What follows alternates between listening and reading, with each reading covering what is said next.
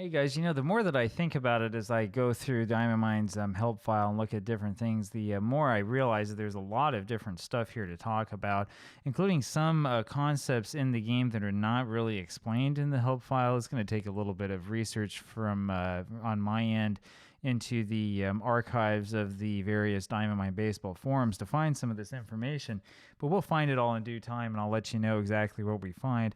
As for today, we're going to take a look right here at the game screen itself. And so this might be not necessarily so interesting to you if you've seen a lot of this, but if you haven't, if you're wondering what's going on, let's take a look at this. This is your lovely field. Now, the field will show you this park image. In fact, we can look really quick at the park image screen here. Should have something about park image files. There we go. Park image files have been carefully drawn to scale. It's basically a 600 by 600 pixel file, which, as you know, is incredibly small by modern standards. 1 pixel represents 1 foot. And so what happened is Tom Tippett basically found a guy who would do these, and who was good at doing them for a bunch of parks, and had him do basically every park. I think at first every park that was active, like in the 90s when this was added in, late 90s, and then slowly they went back. DiamondMine now has a free historical database with tons of parks. It used to be that you had to pay for it, if I remember right, and then there were a bunch of imitators who came out with their own ballpark images, and so in the end they just put it out for free. You can use your own image. You just have to use a tool that creates JPEGs and put the image inside the parks directory. You can go in there and then change your home team's park to whatever park it is you want. It's pretty easy, actually. The thing that's hard about this, though, is you have to make sure that it lines up exactly to where the players are positioned, right? Which is kind of not necessarily so easy to do. So that's definitely a difficult thing to do. You can see this right here, by the way, in the diamond when we look at this, and you might not be able to read all these names. You can see it generally, right? I mean, you got the pitcher right here, the catcher here, the third base, shortstop, and so on and so forth. There's no way to change this in the game screen because of how the game was created. And so as a result, if you want the park image to look right, you kind of have to keep everything, keep all of this in mind. There are people who have created park images from actual photos of ballparks that can be used if you want to spice up your game a little bit. Some people like it. I'm used to playing DiamondMine this old, sort of old-fashioned, old-school way. The other way I appreciate for other games, for DiamondMine, it looks really crunched in. It looks kind of strange for my taste. But, whatever it is you want. DiamondMine, by the way, used to take great pride in the ballpark images. I can't find it anymore. I had my dad actually had a brochure that would talk about how these images were great because it would show you the park instead of just showing you a bunch of sky and seats, and how that was the big selling point. That's from a long time ago. It's over 20 years old. My kids would look at me and say, "You're so old, Dad."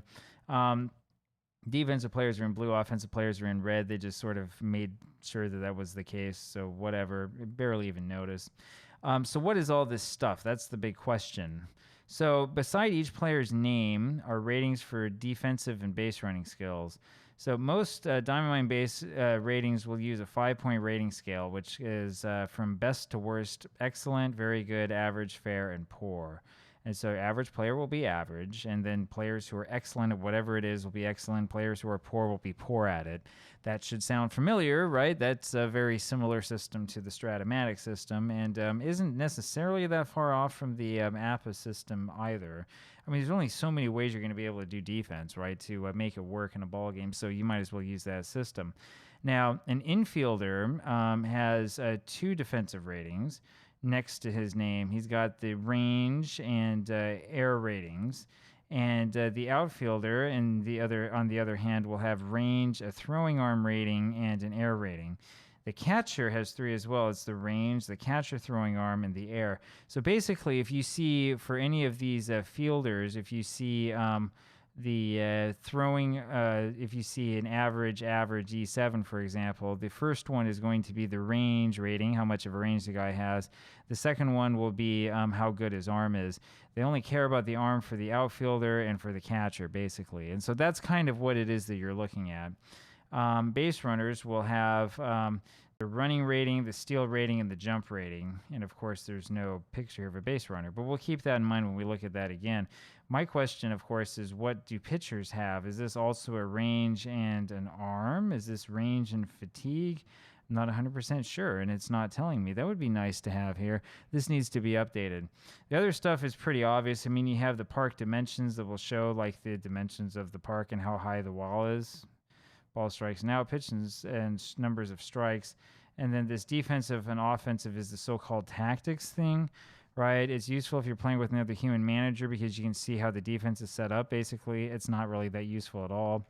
If you have a bullpen option, then you'll have the bullpen option there as well, and it'll show you who's warming up in the bullpen. For player defensive ratings, this doesn't help very much. I'm looking to see pitcher ratings, and I'm not sure if we're going to find anything here. We could go over here and see if we can find pitcher. Here we go, pitcher ratings. And you have durability as a starter and as a reliever and your ability to hold runners, but I'm not sure what it is that is actually displayed on the game screen. So short of like just clicking into pitchers and figuring it out ourselves, there's not really a good way to find this. We may have to, next time we play a game, look a little bit closer into that. At any rate, there you go. That's the story of what is actually displayed on the screen in Diamond Mine Baseball. Somewhat clear, but also sort of clear as mud, because this doesn't tell you what pitchers have, and that's always what my question is. Like, is one of these his ability to throw to first if I'm trying to steal?